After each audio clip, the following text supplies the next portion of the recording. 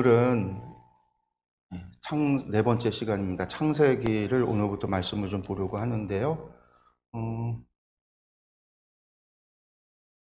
창세기 말씀 보시기 전에 저희가 이제 지난주에 했던 성경 관계 가운데 우리 상관관계부터 다시 한번 좀 말씀드리겠습니다. 구약 성경의 시작은 창세기부터 시작이 돼서 5권의 책을 우리가 모세오경이라고 구분을 하죠. 모세오경을 유대인들은 토라라고 부른다고 그랬어요. 율법서다라고 표현을 했죠. 근데 그 토라라고 하고 모세오경으로 묶여지는 이 5권의 책은 모세의 권위 아래에 있는 거예요. 그러니까 모세가 썼다라고 알려졌고 모세로부터 전해졌다라고 알려졌던 말씀인 거죠. 그런데 모세가 자기 임의대로 자기가 하고 싶은 얘기를 한 게 아니라 하나님께 받은 말씀을 전한 거였고 하나님과 맺었던 언약을 이스라엘 백성들한테 전해준 거죠. 그래서 이 토라라고 이야기하는 이야기 속에는 모세오경 속에는 하나님께서 이스라엘 백성들에게 전해줬던 모세를 통해서 전해준 말씀들이 담겨 있습니다. 율법만 있는 게 아니고 그 안에는 하나님이 누구신가를 가리키는 하나님께서 누구신가를 알려주시는 그러한 이야기들도 포함이 되어져 있어요. 그래서 우리가 모세오경의 율법이라고 한다면 레위기가 핵심이 되겠지만 레위기를 중심에 두고 각각의 이야기들이 5권의 책이 서로 유기적으로 관련이 있는데 특별히 창세기는 그 언약을 주신 하나님이 누구신가에 대해서 알려주는 책이다라는 거예요. 그래서 이 창세기 안에는 율법의 이야기도 분명히 존재하고 있지만은 더 중요한 거는 하나님이 누구신가라는 거예요. 왜 하나님이 누구신가? 이게 중요하냐면 이스라엘 사람들이 하나님이 누구신지 모르니까요. 모르니까. 왜 모를까요? 우리야 지금 성경이 있어서 성경을 통해서 하나님을 알 수 있지만 당시에는 성경이 존재하지 않았어요. 그들에게 성경의 말씀이 존재하지 않았죠. 또 지금 우리는 교회를 통해서 이렇게 말씀을 공부하고 이런 시간들이 있지만 그들은 그러한 성경을 공부하거나 하나님에 대해서 공부할 수 있는 교회가 있었던 것도 아니고 학교가 있었던 것도 아니었어요. 그들은 이집트 땅에서 오랜 세월을 노예로서 생활을 했단 말이에요. 그들이 보고 그들이 느꼈던 것은 그 이집트의 어마어마한 문명 아래에서 그 수많은 이집트의 신들을 이야기를 듣고 보고 살아왔단 말이죠. 그런 그들에게 하나님이 누구신지를 안다라고 우리가 기대할 수는 없어요. 물론 그들이 우리가 출애굽기를 보면 그들이 하나님의 이름을 부르짖고 하나님을 찾았다라는 것을 알 수 있어요. 그들의 부르짖음을 하나님이 들으셨다라는 이야기를 알 수 있지만 그것은 그들이 여호와 하나님을 알아서가 아니라 그들의 조상들, 그들의 민족의 신이라고 여겨졌던 그 신을 향한 부르짖음이지 여호와 하나님께서 만물을 지으신 창조주 하나님이심을 알고 한 게 아니라는 거예요. 모세도 물었잖아요. 내가 누구라고 이야기해야 합니까? 전해야 합니까? 그래서 이 창세기는 언약의 주인이신 하나님이 누구신가를 알려주시는 책. 그것이 이제 가장 중요한 부분입니다. 저희들이 이제 보게 되어지는 이 부분, 이게 이제 저희들이 보게 될 건데, 그 이야기 속에서도 가장 중요한 게 우리가 이제 오늘 보게 되는 창조의 이야기, 앞에 나오는 창조의 이야기들이, 우리 이제 그것들을 함께 보겠습니다.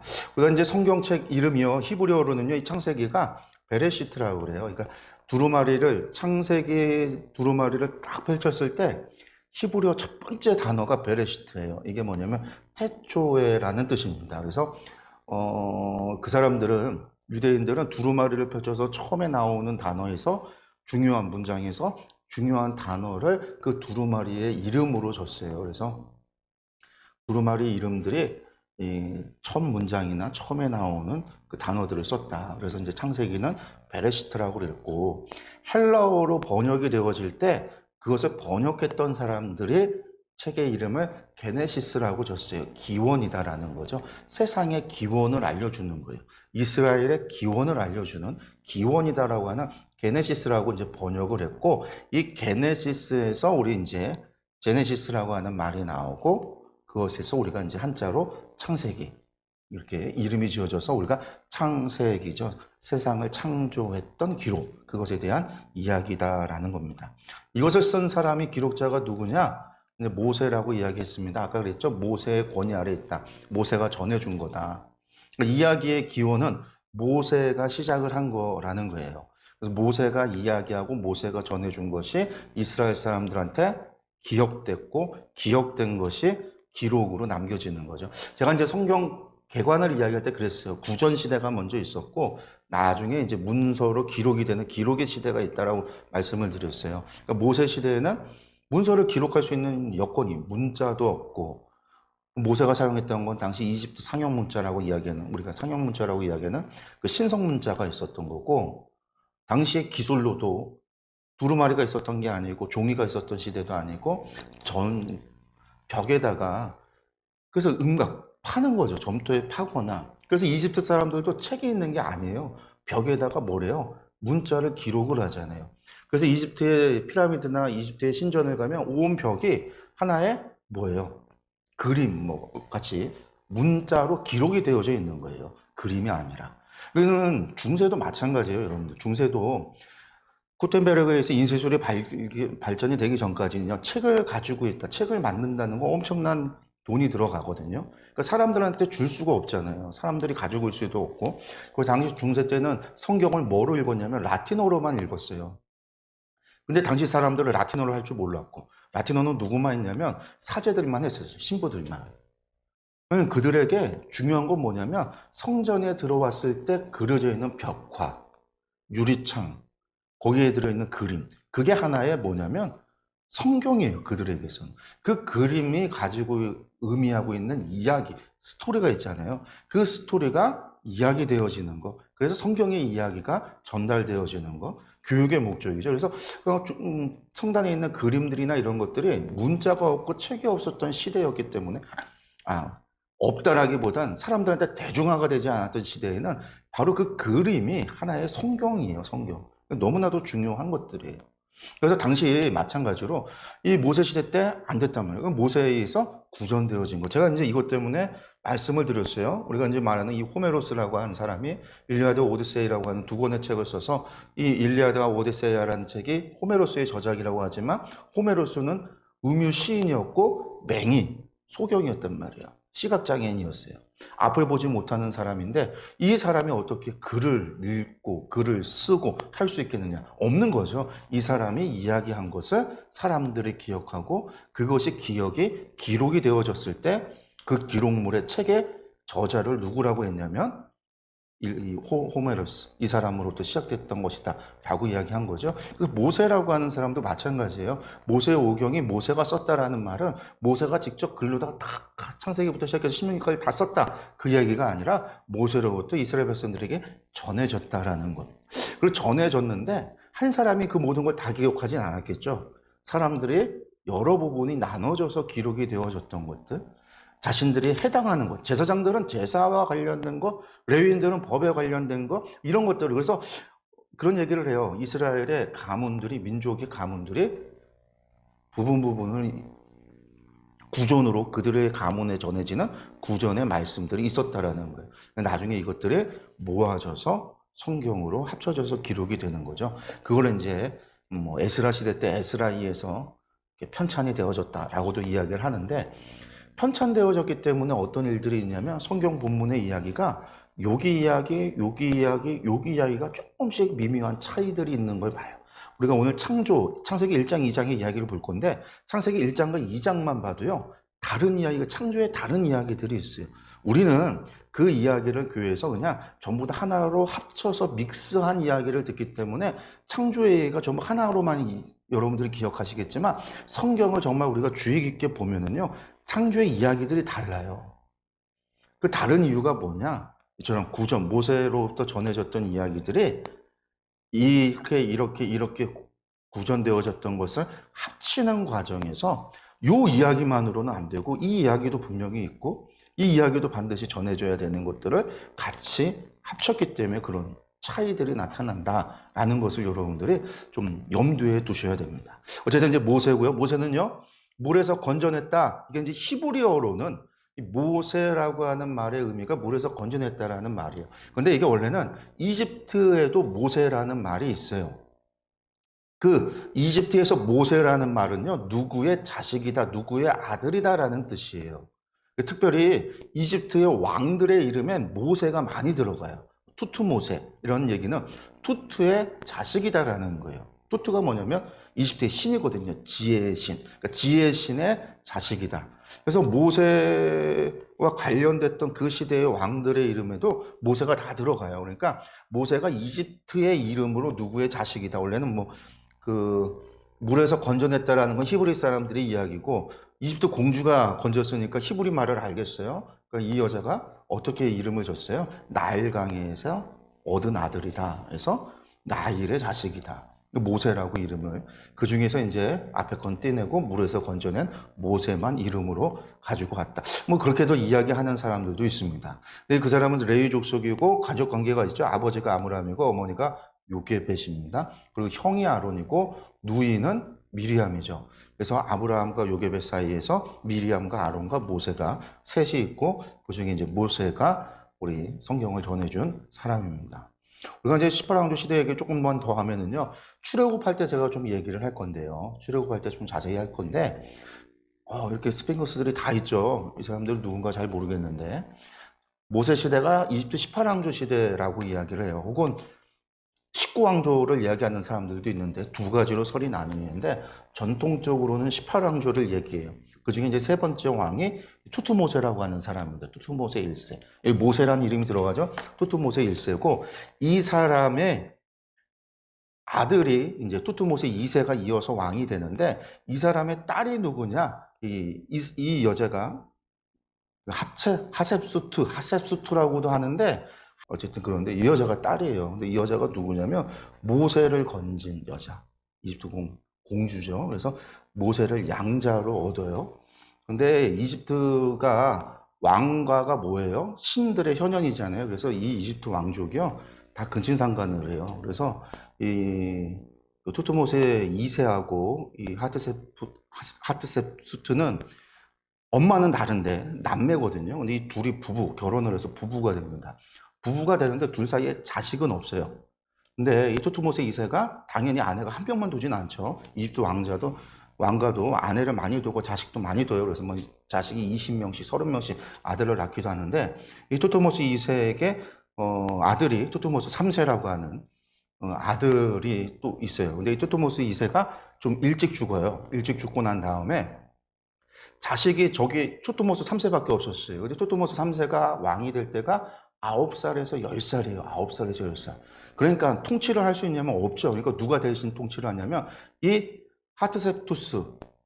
하트셉수트가 대신 통치를 하는 거예요. 섭정을 하는 거예요. 근데 이 여자하고 관계는 어떤 관계예요? 큰엄마가 되겠죠. 이 여자 정실이었으니까 뭐 계모라고도 할 수 있겠고. 뭐 정실 엄마죠. 어머니이기도 하고 사실은 또 고모이기도 하죠. 근데 이 투투모스 2세하고 사이에 아들은 없었지만 딸이 있었거든요. 근데 그 딸하고 투투모스 3세하고 또 결혼을 해요. 그러니까 장모도 되는 거예요, 관계가. 그러니까 고모도 되고 계모도 되고 장모도 되고. 그런데 섭정을 하다가 이 여자가 파라오로 아예 등극을 해버려요. 내가 공동 파라오가 되겠다. 그래서 이 여자가 파라오가 되는데 이집트 역사에서 가장 위대한 여자 파라오 가운데 한 명이 바로 이 여자예요. 지금 여기 사진에 보면은 밑에 수염 같은 거 달렸잖아요. 여자는 원래 파라오가 하면 안 되는 보통 남성이 하는데 여자가 되니까 여기다가 턱에다가 수염을 붙였다고 그래요. 수염까지 붙여서 남성의 모습으로. 그래서 이 여자의 저런 이제 동상을 보면 이게 수염이 달린 것도 있고 수염이 없는 것도 있고 이 형상을 만드는데 여성의 이제 가슴을 갖다 작게 거의 남성과 차이가 없을 정도로 그렇게 이제 표현을 했다라는 것도 우리가 보통 이제 이집트 박물관에서 보다 보면 그런 것들을 보게 돼요. 여러 가지 저런 동상들이 있는데. 근데 이 사람이 투투모스 3세가 그런데 누구냐? 투투모스 3세가 바로 모세하고는 경쟁인 거죠. 그러니까 모세가 사실은 40세에 도망을 가기 전에 그 어머니가 죽어요. 미리 이제 일찍 먼저 죽고 한 20년 가까이를 통치를 하다가 마지막에 계속 살아 있었다라고 한다면 어쩌면 투트모스 3세가 왕이 된 파라오가 되는 게 아니라 모세가 양자였던 모세가 파라오가 될 수도 있었어요. 왜냐하면 어차피 저기도 내 아들이 아니거든요. 모세가 양자였으니까. 그렇기 때문에 정치적으로 투트모스 3세하고 모세하고는 아주 정치적으로는 대립 경쟁 관계였다라는 거예요. 그래서 나중에 모세가 그 애굽 사람을 죽였을 때 살인죄로 도망가는 이유가, 아니 파라오의 자식인데 한마디로 말해서 그 병사 하나 죽였다고 무슨 문제가 되겠어요? 우리나라에서 뭐 그런 옛날 그런 절대 왕권 사회에서. 근데도 도망간 이유가 뚜트모스 3세가 빌미로 모세를 제거하려고 했었던 정치적인 이유가 있었다라는 이야기를 하기도 합니다. 어쨌든 그렇고요. 모세가 갔다가 80세에 돌아오잖아요. 80세에 돌아왔을 때 파라오는 이 아멘호텝 2세입니다. 이 사람은 이제 뚜트모스 3세의 아들이고, 이 사람이 이제 모세와 출애굽의 대립을 이루는 왕이 이 아멘호텝 2세입니다. 그리고 이제 우리가 그 유대인들의 아들들을 죽인 왕이 누구냐? 이 뚜트모스 1세예요. 뚜트모스 1세. 이 사람이 이에서 이루어졌던 거고. 어쨌든 모세가 이러한 상황, 이러한 이제 18왕조 시대의 왕들 가운데 있었다. 그리고 그의 어머니였던 이집트의 공주가 단순한 공주가 아니라 이집트의 파라오로 20년 가까이를 이집트를 통치했던 여자 황제, 한마디로 여자 파라오였다라고 하는 것 정도는 우리가 좀 알아두시면 좋을 것 같아요. 그래서 저희 여자의 장제전이라고 하죠. 이 여자의 그 신전이 어마어마하게 큰 신전이 지금도 존재해요. 이집트에 가면. 뭐 이런 것들을 여러분들 좀 아시면 되겠고요. 그 다음에 이제 배경을 보면 모세의 배경은 18왕조지만 창세기의 이야기는 언제예요? 태초부터 시작돼서 주전 19세기까지의 방대한 역사를 배경으로 하고 있습니다. 왜? 그러니까 모세가 태어나기 직전까지, 요셉이 죽고 뭐 그때까지의 역사를 좀 배경으로 하고 있다고 보시면 되겠고, 족장시대, 우리가 이제 아브람부터 이삭, 야곱, 요셉으로 이어지는 시대가 애굽의 10왕조부터 12왕조 시대라고 그래요. 그러니까 이 애굽이라는, 이집트라는 나라가 고왕조가 있고 중왕조가 있고 신왕조가 있고 그렇게 왕조들을 나누는데, 그 왕조 가운데 10왕조부터 12왕조를 배경으로 하고 있고요. 이 시기가 이제 청동기 시대예요. 청동기 시대. 그 청동기 시대에 가장 엄청난 문명을 이룬 나라가 이집트죠. 그러니까 철기 시대로 넘어가면서 세락의 길을 걷기 시작을 해서 결국 철기 시대에 이제 망하는 거죠.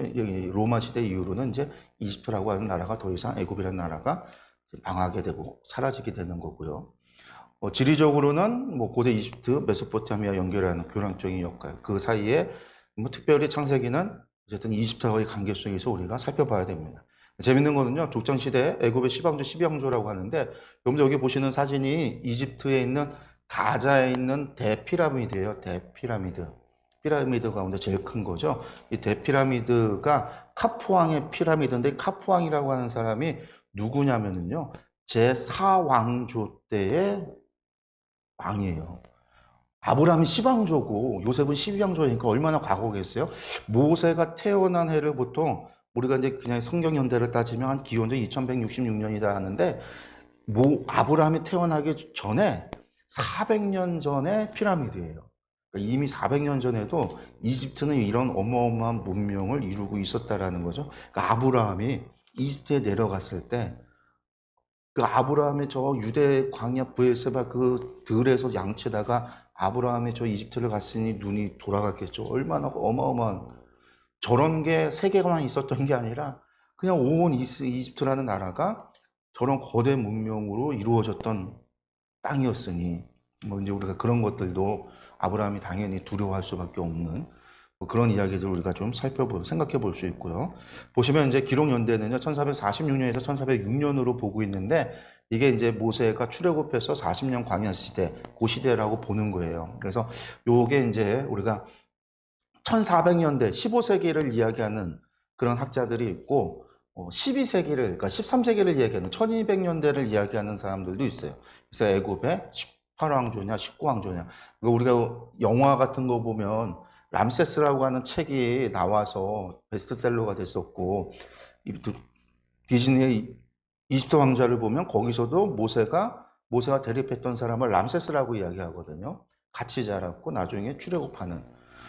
근데 아까 역사도 봤지만, 잠깐 봤지만 뚜트모스 4세랑 아멘호테 2세가 다르거든요. 그러니까 서로 다른데 보통 영화에서는 한 사람으로 그렇게 이야기하죠. 그리고 얼마 전에 나왔던 영화도 있었어요. 영화에서도 람세스로 이야기가 되는데, 람세스로 보는 경우는 대부분이 13세기, 주전 13세기, 1200년대, 19왕조 시대를 이야기하는 거고요.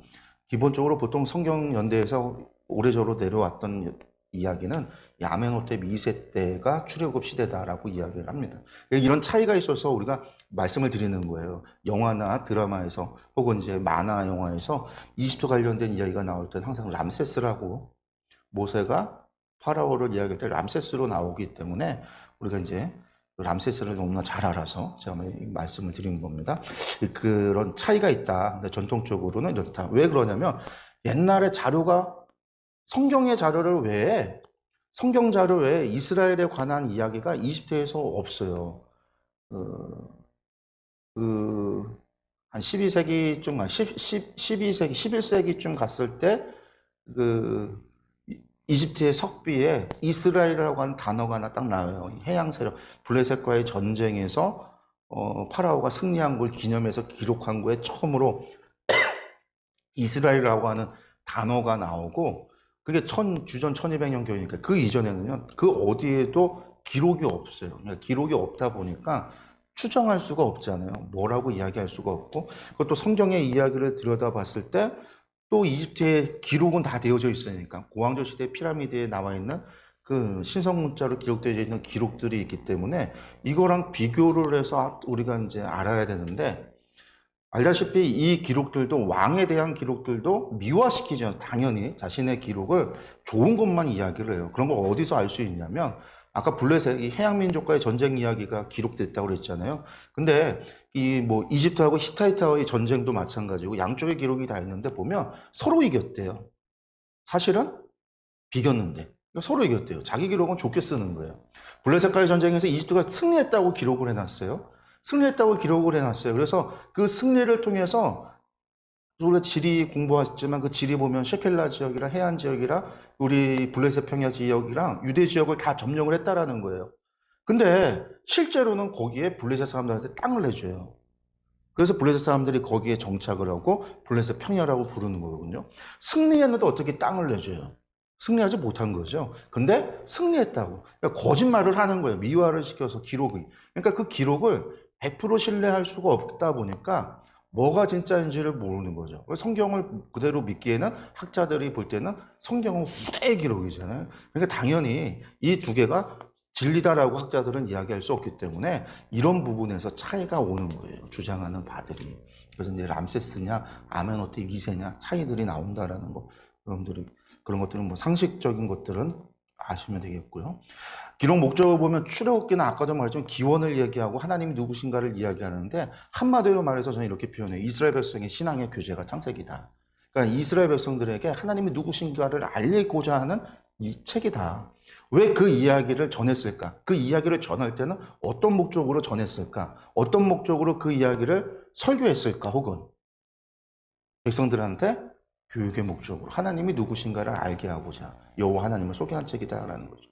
그리고 기원, 시작을 알리기 위해서 세상 만물과 인류, 죄와 구속, 언어의 기원을 히브리 민족의 형성 과정 이런 것들을 전하기 위함이다라는 거예요. 왜 그러냐라는 거죠. 왜? 이스라엘 사람들이 이집트에서 살다 왔으니까요. 이집트라는 어떤 나라이기 때문에 이렇게 많은 신들이 이거는 이제 몇 개만 지금 그려 있는 거지만 이거 왜 얼마나 많은 신들이 있었는지 몰라요. 이집트는요. 그러니까 그런 신들 속에서 살아왔던 그들에게 여호와가 하나님이시다라는 것을 전하기 위함이다라는 거예요. 이런 목적을 가지고 창세기가 기록이 됐습니다. 창세기 이야기는요. 시작이 창조의 이야기부터 시작해서 요셉의 죽음까지가 창세기의 이야기예요. 요셉의 죽음까지가. 그리고 전체 보기를 보시면요. 전체 보면 창세기는 1장에서 50장까지 되어져 있고요. 1장에서 11장까지를 우리가 원역사라고 이야기를 하고 12장에서 50장까지가 이제 그냥 이제 민족사라고 얘기해요. 역사로 이야기하죠. 원역사하고 역사를 좀 구분하고 있고요. 1장에서 11장까지의 원역사는요. 우리가 성경을 한 권으로 볼 때 서론, 본론, 결론으로 이야기할 때 서론부가 1장에서 11장까지예요. 본론은 창세기 12장부터 본론의 시작이다라는 거죠. 그 본론의 시작이 누구로부터 시작되냐? 아브라함으로부터 시작이 되는 거죠. 그 아브라함으로부터 무엇이 시작이 되는 거예요? 하나님의 약속으로 시작이 되잖아요. 창세기 12장 1절에 2절 3절의 말씀이 뭐냐면 너는 본토 친척 아버지의 집을 떠나 내가 너에게 분부한 땅으로 가라 라는 거예요. 그러면 어떻게 한다고? 내가 너를 복의 근원이 되게 하겠다 라고 하시는 하나님의 약속으로부터 시작이 되는 거예요. 그러니까 여기서도 약속이 나오는 거죠. 언약이요. 그리고 이제 앞에 원역사는요. 역사 이전의 시대. 기원에 관한 거예요. 기원. 모든 거의 기원이죠. 그러니까 창조, 세상의 기원, 타락, 죄의 기원이 나오죠. 사회, 민족들이 어떻게 만들어지는가에 대한 기원. 그리고 이제 홍수 심판 이후에 새로운 민족의 기원에 대해서 이야기하고 있는 거고, 그리고 나서 그 민족들이 왜 언어가 갈라지고 세상에 흩어졌는가? 바벨탑을 통한 기원. 결국은 창조와 타락과 그리고 이제 민족에 대한 이야기인 거예요. 그것에 대한 기원의 이야기인 거죠. 이것을 우리가 이제 5사건, 5사람으로 나누고 있습니다. 그래서 이제 앞에 5사건이 있고 뒤에는 5사람. 아브라함, 이삭, 야곱, 그리고 요셉의 이야기가 가장 많지만 유다가 대단히 중요한 사람으로 나타나죠. 우리 서브들이 있어요. 아브라함에는 누가 있냐면 룻이 있고 조카 룻이 있고 이삭에는 서브가 그의 형 에서가 있고 야곱에게는요. 누가 있어요? 야곱에게는 이삭에게는 이스마엘이 있었고 야곱에게는 에서가 있는 거죠. 그리고 요셉에게는 유다가 있어서 서브가 이렇게 있지만 사실은 이야기의 주인공은 되지 않거든요. 이스마엘이나 에서가 주인공은 아니에요. 룻의 이야기도 주인공으로서 나오지는 않아요. 그렇지만 유다는 주인공으로 등장해요. 주도적인 이야기가 나오죠. 그래서 우리가 이제 5사람으로 이야기하는데 왜 그러냐? 이후에 유다 지파의 중요도를 생각한다면 유다의 이야기가 성경에 이렇게 들어간다라는 걸 우리가 생각해 볼 수 있습니다. 우리가 이제 창세기를 이야기할 때 또 이렇게도 이야기를 해요. 창세기에는요. 톨레도트라는 게 있다라는 거예요. 톨레도트라는 게 히브리어로 톨레도트라는 말이 뭐냐면 대략, 족보, 뭐 이런 우리나라 말로 이제 번역이 여러 가지로 어떻게 되면 대략이다, 계보다, 사적이다, 후에다, 약전이다 뭐 이렇게 번역이 되어졌는데 한마디로 말해서 누구의 기록, 어떤 후대에 대한 기록이라는 거예요. 그래서 창조의 이야기 1장 1절에서 2장 3절까지 이야기가 한마디로 말해서 이 서론부에 해당하는 이것을 제외하면 시작하는 2장 4절, 5장 1절, 6장 9절, 10장 1절, 11장 10절 이렇게 시작하는 부분에 톨레도토라는 말이 기록이 되어져 있어서 하늘과 땅의 창조에 대한 이야기가 이와 같다. 이렇게 시작하는 거예요. 한마디로. 아담의 자손에 대한 기록이 이와 같다. 그러니까 이것을 가지고 이야기가 나눠진다라는 거죠. 그래서 보면 창세기가 창조의 서론을 제외하면 10가지에 대한 이야기로 있다라고 이야기를 합니다. 그래서 뭐 이렇게도 우리가 볼 수가 10가지 이야기가 있다라는 것도 우리가 볼 수가 있는데 우리가 어쨌든 구조를 봄에 있어서는요. 이렇게 5사건 5사람으로 해서 살펴보려고 하고요. 그리고 오늘은요. 창조의 이야기 1장에서부터 2장까지의 창조의 이야기를 좀 보면 창조의 이야기는 너무 잘 알죠. 우리가 너무나 잘 알아요. 그래서 다 아는 이야기다라고 생각할 수 있는데 그럼에도 불구하고 오늘 우리가 중요한 것들을 좀 몇 가지 이야기하려고 합니다. 근데 세상의 창조 1장 1절에서 2장 3절까지의 창조 이야기가 나오고 2장 4절에서 25절까지 인간의 창조 이야기가 또 나와요. 그러니까 창조 이야기가 끝났는데 다시 한번 되풀이 된다? 여기에는 뭐가 있다라는 거예요. 서로 다른 구전이 있었다라는 거고 이 두 가지를 같이 봐야 된다라는 거예요. 그래서 이제 나눠지는 부분들이 있다라는 것이고요. 세상의 창조 부분에서도 보면은요. 우리가 조금 이제 좀 나눠지는 것들이 있지만 우리가 먼저 기억해야 되는 것은 이 이야기를 하는 목적은 하나님이 누구신가를 가리키고 이스라엘 백성들이 애굽의 문명과 문화에 한마디로 쩔어 있었던 그들을 개화시키고 계몽시키고 다시금 깨닫게 하고자 그 물을 빼려고 하는 그런 목적이 있다는 걸 기억을 하셔야 돼요. 그래서 처음 시작하는 말이 태초에 하나님이 천지를 창조하시니라 라고 말씀을 시작을 합니다. 하나님이 천지를 창조했다. 하나님께서 만물을 만드셨다라는 것으로 하나님의 이야기로 시작하는 거예요. 하나님의 이야기. 하나님이 무엇을 하셨는가? 하나님은 어떤 분이신가? 라는 거죠. 출애굽기에서 모세가 물었어요. 하나님, 제가 하나님을 누구라고 소개를 합니까? 이때 하나님 뭐라고 했어요? 나는 스스로 있는 자다. 이게 하나님께서 당신에 대해서 사실은 이게 사실 이름이 아니거든요. 요드해 바브해라고 해서 이게 철자로 하면 그렇게 되는데 이게 하나님이 나는 스스로 있는 자다라고 했지 내 이름이 이거다라고 한 게 아니에요. 근데 사람들이 이름을 모르니까 그냥 이것이 이름이 돼서 야훼로 읽고, 이것은 이제 우리가 여호와 야훼 같은 거예요. 철자가 같은데 예, 야훼, 여호와라고 부르게 되는 거죠. 그래서 하나님은 스스로 있는 자다. 스스로 있다라는 얘기는 뭐냐면 다른 그 무엇도 나의 존재에 영향을 끼치지 않는다. 나는 만물 외에 나 홀로 존재한다. 뭐 그런 의미죠. 왜 이런 이야기를 했을까? 이걸 통해서 하나님께서 말씀하시는 것이 뭘까? 이스라엘 사람들이 봐왔던 애굽의 신들은 이랬어요. 여기 보시면 오른쪽은 신들의 계보죠. 저 맨 위에 아톰부터 시작해서 신들이 이렇게 계층을 따라서 있고, 왼쪽은요 신의 창조, 이집트 신화에서 나오는 이집트 신화가 창조 이야기가 되게 많아요. 창조 이야기가 또 달라요. 막 이쪽 신전에 가면 이런 창조 이야기, 이쪽 신전에 가면 이런 창조 이야기들이 나오는데, 그런 창조 가운데 하나예요. 이 창조 신화 가운데 하나, 누라고 불리우는 태고의 물 속에서 뭐가 나오냐면 태양신 라가 나와요. 이게 뭐냐면 밑에 있는 여자가 누예요. 태고의 물이라고 하는 누고요. 이 배가 이 태양신 라가 타고 다는 태양선이라고 하는 배인데, 그 배 위에 있는 저 태양신, 그 태양신을 들어 올리면서 천지 창조할 때가 왔으니 천지를 창조해야 된다라고 이제 알려주는 거예요. 지금 뭐가 나와요? 요 그림 안에만 해도 신이 태고의 물 누라고 하는 신도 나오죠. 태양신 라도 나오죠. 태양신 라는요 알람이 필요해요. 누가 알려줘야 창조를 하는 거예요. 시간이 됐구나 아는 거예요. 여러분, 그러니까 애굽의 신들이라고 하는 거는요, 신화라는 거는요 혼자 창조하는 게 없어요. 근데 하나님은 하나님 홀로 스스로 있는 자이면서 하나님께서 세상을 만드셨다라는 거죠. 어떻게? 말씀만으로. 이집트 신화에서는 어떻게 만들어져요? 신이 신을 낳아요. 신이 신을 통해서 낳아요. 아주 되게 골 때리는 신화인데, 그 신이 한마디로 말해서 좀 선정적이지만 자위를 해서 사정을 하는데, 그 사정에서 나간 것들이 신이 돼요. 그래서 세상을 만들기 시작을 하는 거예요. 그러니까 이집트의 신화가 그런 신화에서 하나님께서 말씀하는 창조의 이야기, 창세기 1장의 이야기는요 완전히 다른 이야기죠. 전혀 다른 이야기예요.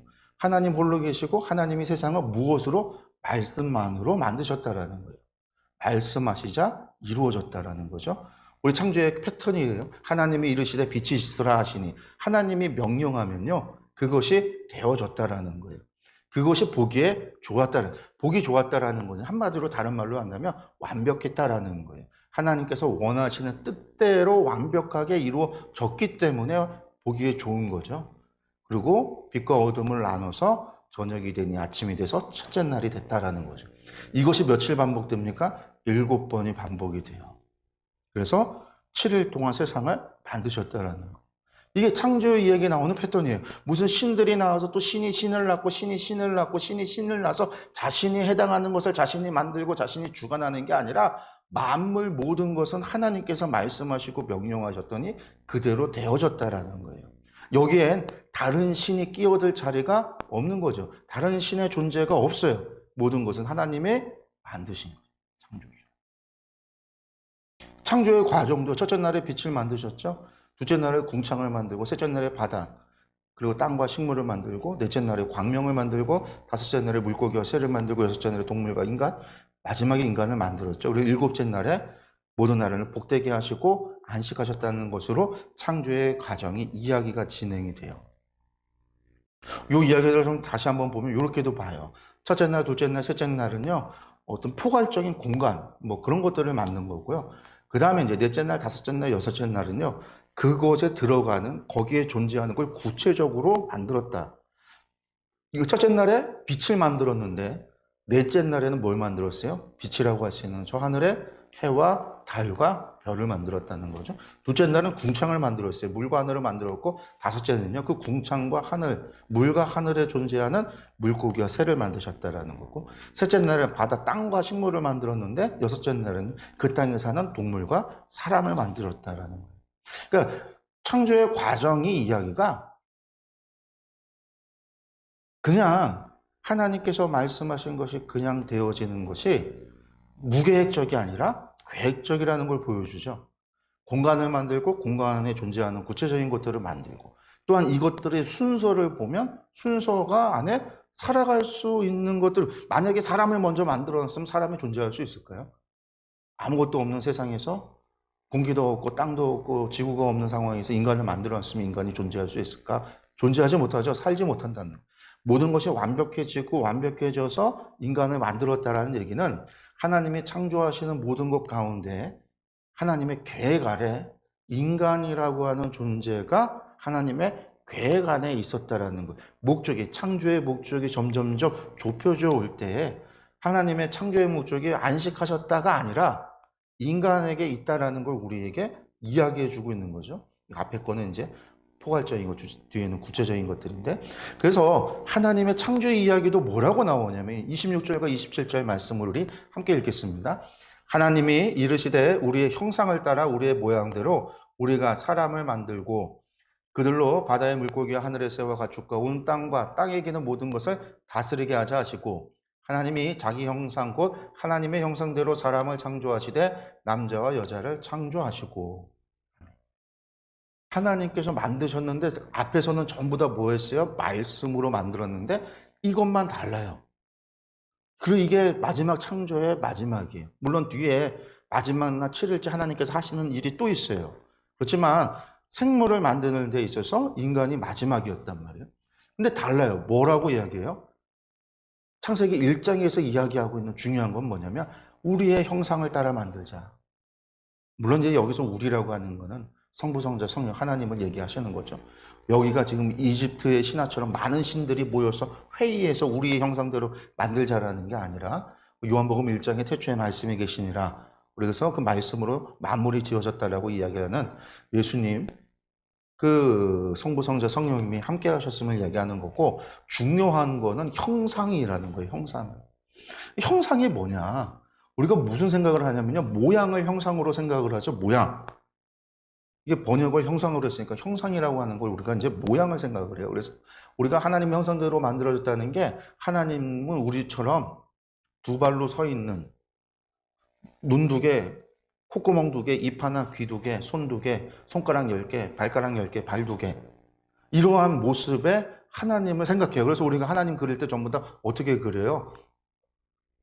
사람의 모습으로, 산신령 같은 하나님 모습으로 막 그리잖아요.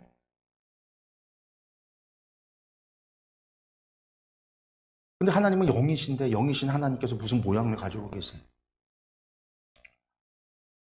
하나님의 모습이 이런 모습이다.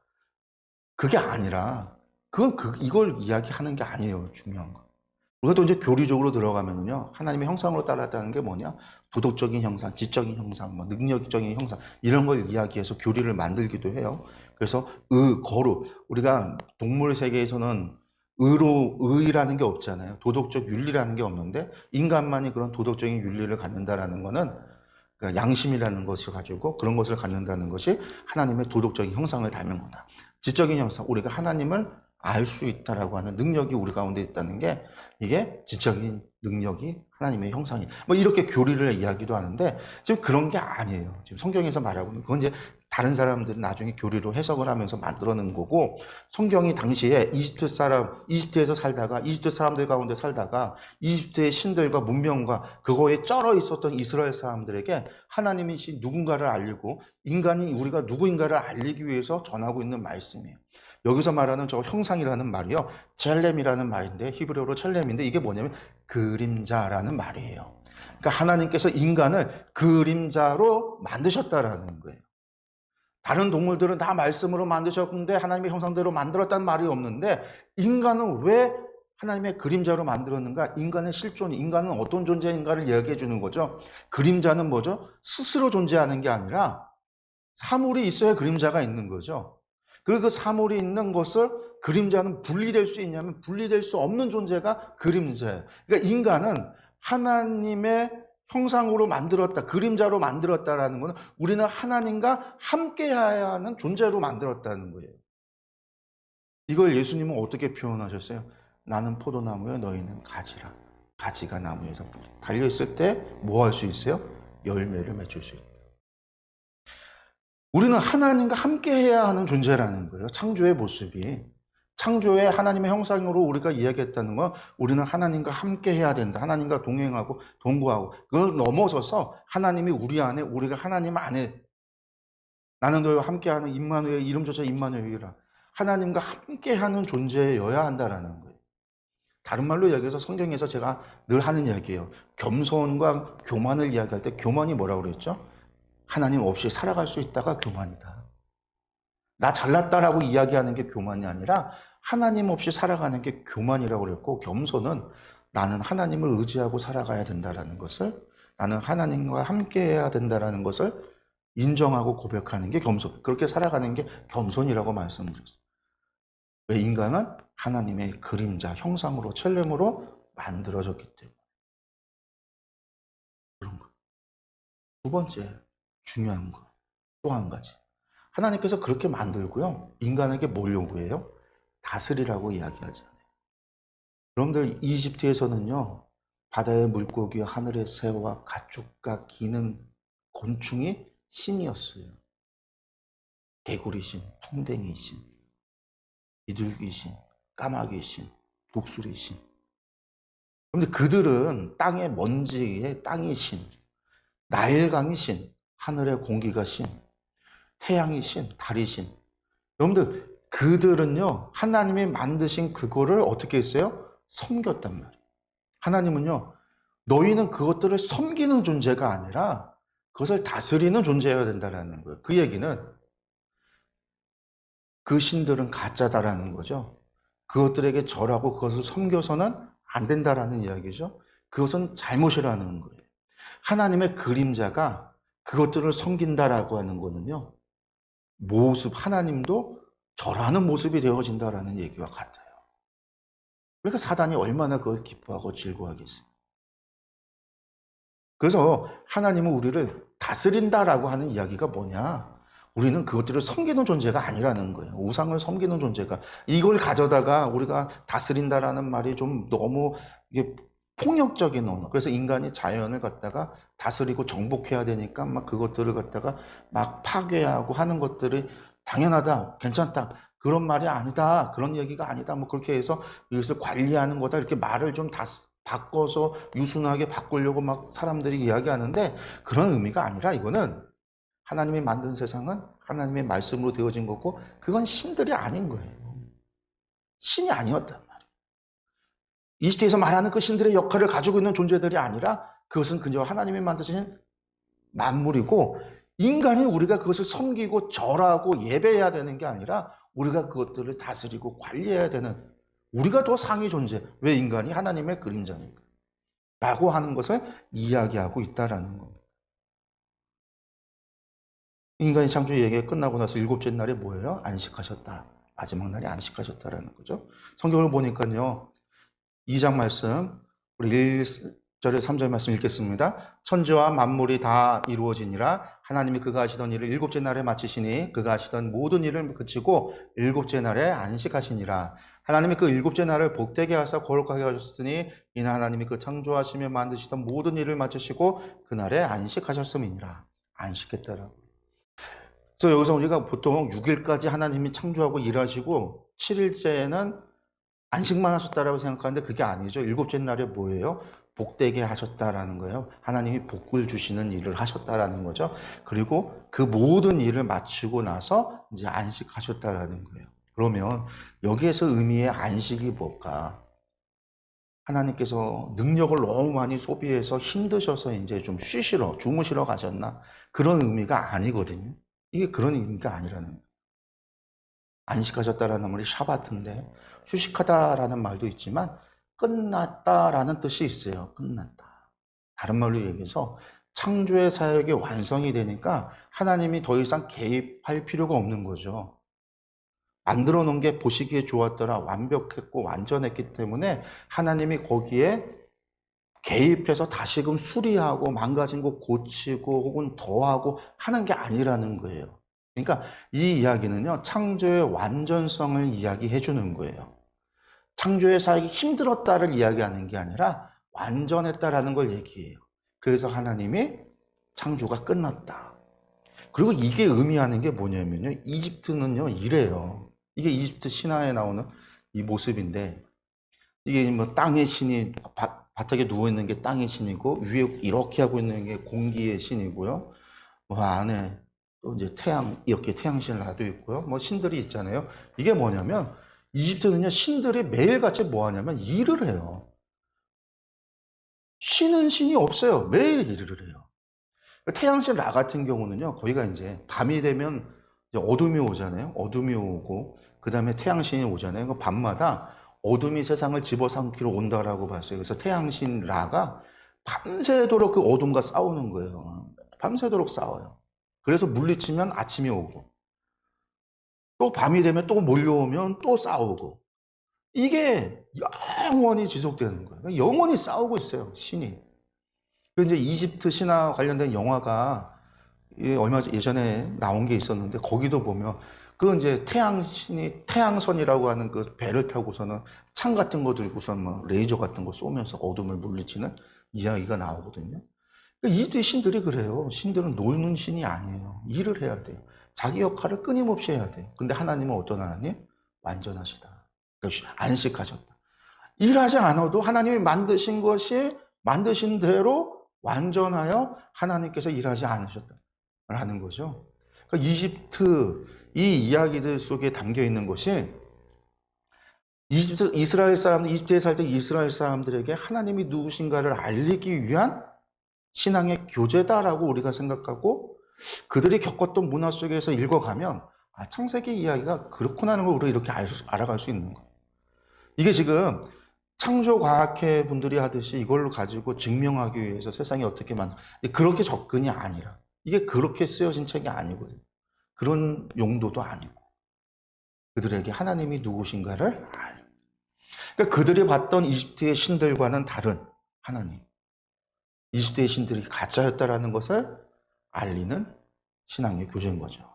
그 다음에 이제 2장 4절에서 17절, 그러니까 2장 4절에서 25절까지가 인간의 창조에 대한 이야기가 나오는데 2장 4절에서 17절에 에덴 동산 이야기가 나오지만 여기에서 또다시 창조의 이야기가 또 나와요.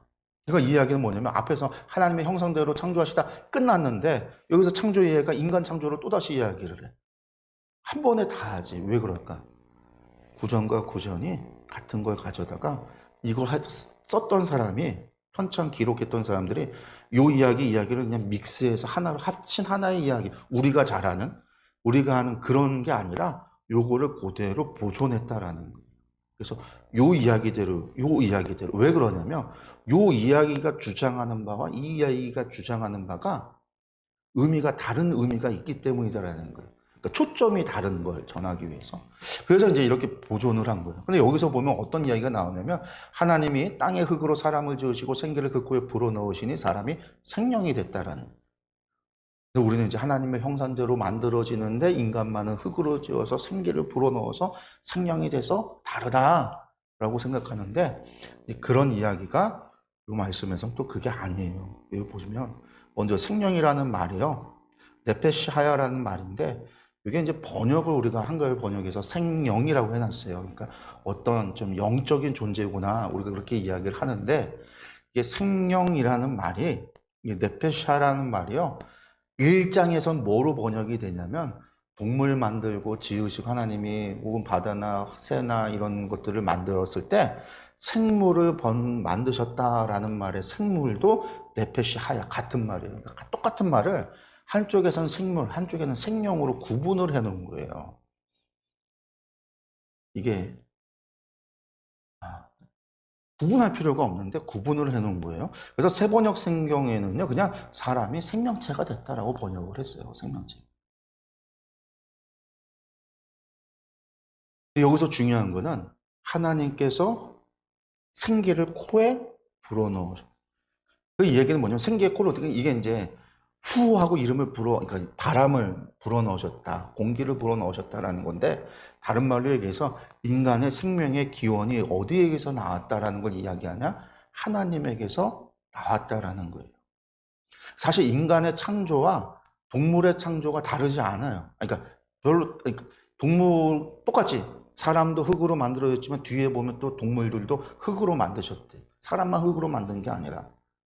그런데 사람은 왜 이렇게 생기를 불어넣으셨는가? 앞에서는 하나님의 형상으로 그림자로 만들었다라는 거고, 여기서 이야기하는 중요한 거는 코에 바람을 불어넣으셨다. 생명의 기원이 누구에게로부터 온 거다? 하나님에게로부터 온 거다라는 거예요. 우리의 신적인 기원이 하나님에게로, 우리의 생명의 기원이 하나님에게로. 이제 그걸 얘기해 주시는 거죠. 그 다음에 이제 에덴의 동산을 창설하셨다. 그런데 이 동산에 뭐를, 거기에다 사람을 뒀고, 그리고 여기에 사람이라고 하는 말이 히브리어로 아담이에요, 아담. 그래서 이제 아담을 뒀다라고도 해. 아담, 그러니까 아담을 번역하면 사람인 거예요, 사람. 사람이라는 말이 히브리어로 아담이에요, 아담. 거기 두시고 나서 아름답게 먹기 좋은 것을 뒀는데, 동산 중앙에 뭘 뒀냐? 생명나무와 선악을 알게 하는 나무도 거기에 있었다라는 거죠. 그 에덴 동산이 어딨냐? 그 말씀 본문 뒤에 보면은요, 에덴 동산에서 흐르는 네 개의 강에 대한 이야기가 성경에 나와요. 그래서 그 강이 티그리스 강과 유프라데스 강과 비손 강과 기온 강인데, 실제로 이 강들이 있어요. 이집트에 가면, 이라크에 가면요. 지금 지도에 표시되었던 저 부분에 유브라데스 강이 있고, 북쪽으로 이제 위로 티그리스 강이 흐르고 아래로 유브라데스 강이 흐르는데, 페르시아만 가까이 가면 그 양쪽으로 또 강이 두 개가 이렇게 들어와요. 이 강이 비손강과 기손강이에요. 그래서 에덴 동산이 아마 저 이라크, 옛날에는 이제 바벨론 지역이죠. 저 지역에 에덴 동산이 저기 있지 않았을까라고 추측을 하는 거예요. 그러니까 강의 이름이 이제 이야기가 되어져서 에덴 동산이 저기였을 거다라고 많은 사람들이 추측을 하는 거고요. 나중에 이제 여기 보시면 저 위쪽에 붉은 점 하나 있는데, 저게 뭐냐면 아라라산이라고 불리우는 거예요. 지금 터키에 있는데, 노아의 방주가 홍수가 끝나고 내려선 곳, 뭐 이렇게 추측을 하는 거죠. 어쨌든 이 지역이 당시에 창세기 하나님께서 만드시고 에덴 동산에 두셨던 곳으로 사람들이 믿고 이야기 되어진 곳이다.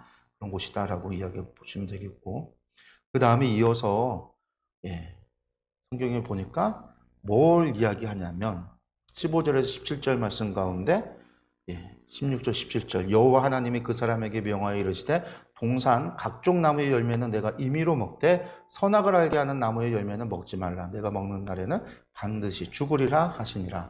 먹으면 반드시 죽는다. 선악을 알게 하는 거예요. 이게 의미하는 바가 있어요. 이게 이제 뒤에 타락의 이야기하고 연결이 되겠죠. 선악을 알게 하는 과일이 있고 생명의 과일이 있다. 근데 여기에 의미하고 있는 바 가운데 하나가 뭐냐면, 에덴 동산에조차 인간은요, 지켜야 될 뭐가 있다. 규칙이 있는 거죠. 하나님의 율법이 있는 거예요. 인간은 하나님의 말씀에 순종하고 살아가야 됨을 보여주고 있는 거예요. 이것이 없으면요, 이것 때문에 이제 우리가 이제 자유의지라는 얘기들을 많이 해요. 그리고 자유의 의지는 하나님이 우리에게 선택, 어떤 자유까지 줬냐? 하나님의 말씀을 어길 수 있는 자유까지 준 것. 그 대신에 그 모든 거의 책임은 우리가 지도록 한 거죠. 그래서 먹으면 반드시 죽으리라 라고 명령을 하셨어요. 이게 이것만으로 끝나지 않아요. 아까 다스리라고 하는 명령이 있었죠. 율법이 있어요. 다스려야 되는 거지 섬기어서는 안 되는 거예요. 인간은 자연을 섬겨서는 안 되고 자연을 다스리는 존재는 하나님의 율법인 거죠. 먹지 마라라고 하는 율법도 나오는 거죠. 그 다음에 이제 여자의 창조 이야기가 2장 18절에서 25절 나오는데, 그거 전에 19절에 먼저 이야기가 나옵니다. 여호와 하나님이 흙으로 각종 들짐승과 공중의 각종 새를 지으시고, 뭐라고 했어요? 흙으로 지으셨다. 그래서 모든 사람만이 흙에서 나와서 흙으로 돌아가는 게 아니라 모든 생물은 흙에서 나와서 흙으로 돌아가는 거죠. 또 창조의 이야기가, 또 다른 창조의 이야기가 뒤에 또 나온 거예요. 앞에선 말씀만이었는데. 두 번째는 인간만 흙으로 만든 것처럼 이야기됐는데 아니라 모든 것이 흙으로 만들어졌다는 거죠. 그리고 여기서부터는 아담이라고 한글을 번역을 해놨어요. 요 아담도 사실은 사람 똑같아요. 히브리어는 똑같은 건데 앞에는 사람이라고 했다가 여기서는 아담이라고 번역을 구분을 했는데, 어쨌든 그 아담이 무엇이라고 부르나 보시려고 이끌어 갔더니 아담이 각 생물을 부르는 것이 그것의 이름이 됐다라는 거예요. 여기서도 각 생물이라고 나왔는 이게 네파시하야, 앞에서는 생명으로 번역이 된 거예요. 이야기는 뭐예요? 아담도 생물이고요, 모든 짐승도 생물이다라는 거예요. 똑같은 거예요. 똑같은 흙으로 지어졌고 하나님께서 거기에 생명을 주신 똑같은 생물이에요. 근데 인간만 앞에서 구분을 한 거죠. 하나님이 그 코에 생기를 불어넣어서 하나님이 주셨다라는 거예요. 주신 이도 하나님이시고 거두신 이도 하나님이시다라고 욥이 자기가 받은 모든 것에 대해서 이야기할 때 생명도 포함이 되잖아요. 우리의 생명도 하나님이 주셨다라는 거. 하나님의 생명의 기원이 있음을 보여주고 있는 거죠. 그래서 이런 차이가 창조의 이야기 속에 창조 얘기가 3번에 걸쳐서 나왔어요. 그러니까 인간 창조도 2번 나왔고 짐승의 창조도 2번 나왔어요.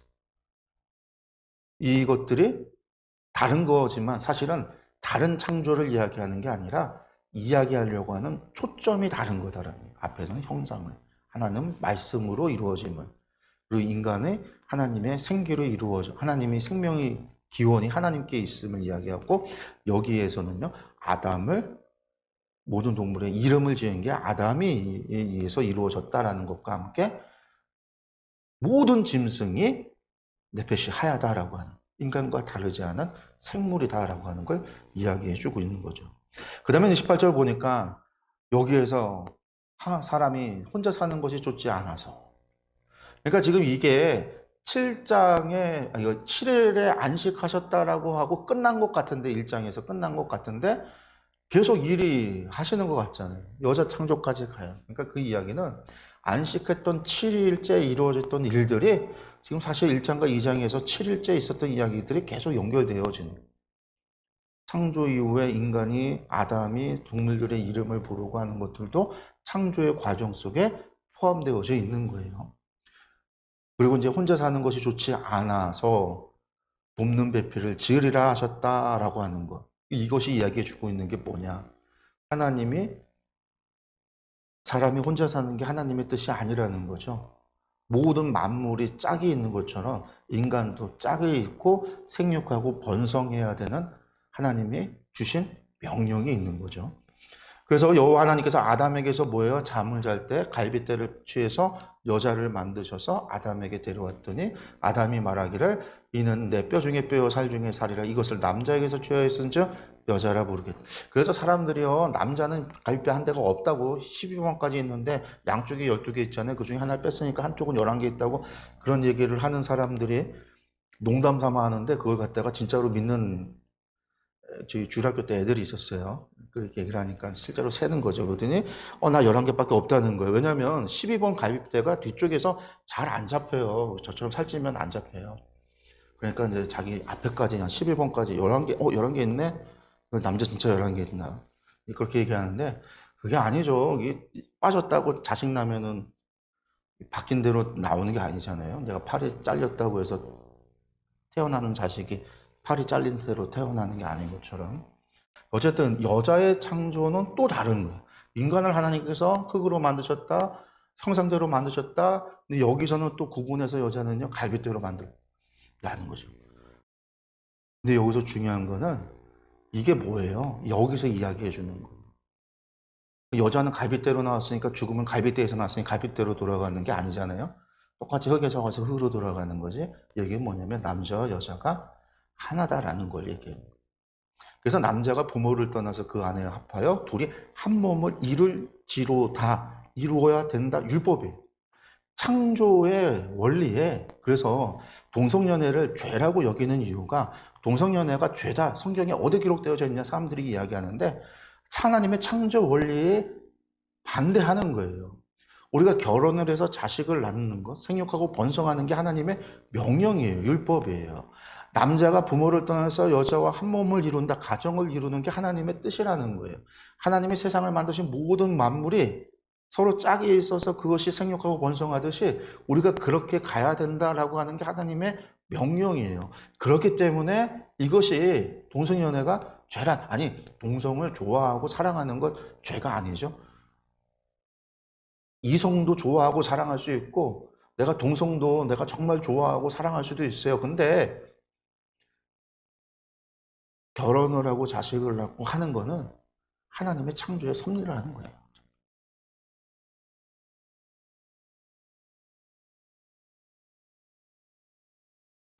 오늘 이야기하는 동성연애라는 거는 사실상 쾌락을 쫓는 거잖아요. 쾌락을.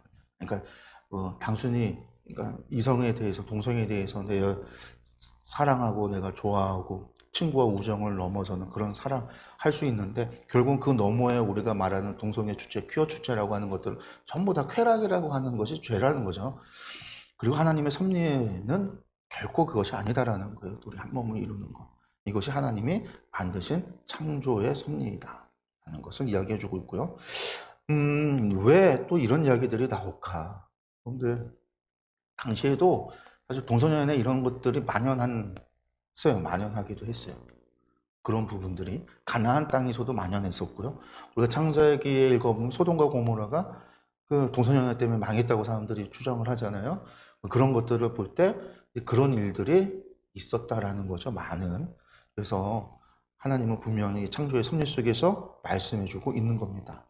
여기서 또 돕는 배필이라고 하는 게 뭐냐? 여자가 그러면 남자를 보조하는 게 그런 의미가 아니라, 돕는 배필이라고 하는 게 에제르 케네그도라고 하는 말이요. 이게 돕다라고 하는, 에제르라고 하는 게 원조하다 혹은 구원하다라고 하는 의미도 있고요.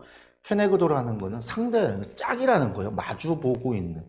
서로가 마주보고 서로를 돕고, 마주보고 서로를 구원할 수 있는, 서로가 대등한 관계로서 남자와 여자를 하나님께서 만드셨다라는 얘기예요. 그래서 돕는다라는 말이 좀 우리가 의미가 좀 이제 보조하는 의미로 들을 수 있는데, 그게 아니다라는 거죠. 그래서 한 몸을 이룬다라는 건 둘이, 뭐 우리 동양식으로 하면 음과 양이 한쪽이 크고 한쪽이 작다가 아니라 대등해서 음양이 서로가 만나서 균형을 이룬 그런 조화가 하나님이 만드신 창조의 모습이다라는 것을 이야기해 주고 있습니다. 네, 오늘 창세기 1장과 2장을 얘기했는데요. 창세기 1장과 2장에서 이야기하고 있는 거 정리하면 결국은 하나님은 하나님뿐이시다라는 거예요.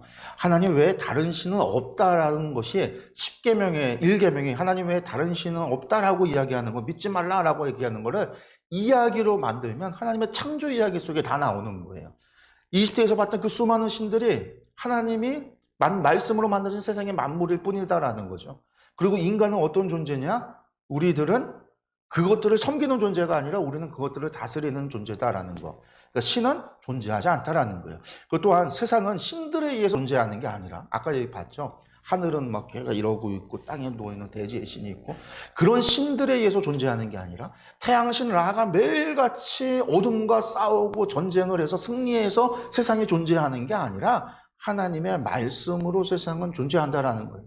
하나님의 말씀하셔서 세상이 존재한다라는 거예요. 그걸 보여주고 있는 거고요. 사람은 또 어떤 존재다? 하나님의 형상, 하나님의 그림자로 창조되어서 하나님으로부터 분리될 수 없는 존재, 하나님과 함께하는, 하나님과 함께 해야 되는, 하나님을 의지하고 살아가야 되는 존재다. 이게 인간이 하나님의 그림자로 창조되어졌음을 통해서 이야기해 주는 거고, 또 하나님은 피조물을 섬기는, 사람은 하나님의 피조물을 섬기는 자가 아니라 다스리는 자다라는 거.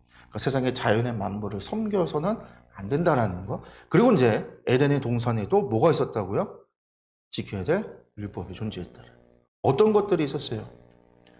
생육하고 번성해야 되는 것이 있죠. 다스려야 되는 것이 있죠. 선악을 알게 하는 과일을 먹어서는 안 되는 것이 있어요. 에덴 동산에도 지켜야 될 율법. 다른 말로 하나님의 말씀, 순종하고 하나님의 말씀대로 살아가야 된다. 다른 말로 인간은 결국은 하나님의 말씀으로 살아가야 된다는 거예요. 이게 누구에게요? 광야에 나왔던, 창세기가 모세를 통해서 시내산에서 언약을 맺었던 백성들에게 전해지는 거니까, 그들에게, 그 이집트 문명과 문화, 그 우상 숭배에 쩔어 있었던 그들에게 하나님이 누구신지, 우리가 누구인지를 알려주는 신앙의 교제인 거죠. 그리고 그것이 오늘 우리에게도 말해주고 있는 거예요. 하나님 한 분 외에 다른 신은 없다. 세상은 하나님의 말씀으로 존재하고 우리는 하나님의 말씀대로 살아가야 되는 존재이며, 우리는 하나님을 의지하고 살아가야 되는 하나님의 형상이다라는 것, 그것을 우리에게 전해주고자 하는 게 창세기의 말씀이다. 이것을 여러분들 기억하셨으면 좋겠습니다. 예, 오늘 공부는 여기까지, 2장 여기까지 하도록 하겠습니다. 다음 주에 또 이어서 저희가 이 타락의 이야기, 3장의 타락의 이야기를 보도록 하겠습니다. 예, 기도하고 마치겠습니다.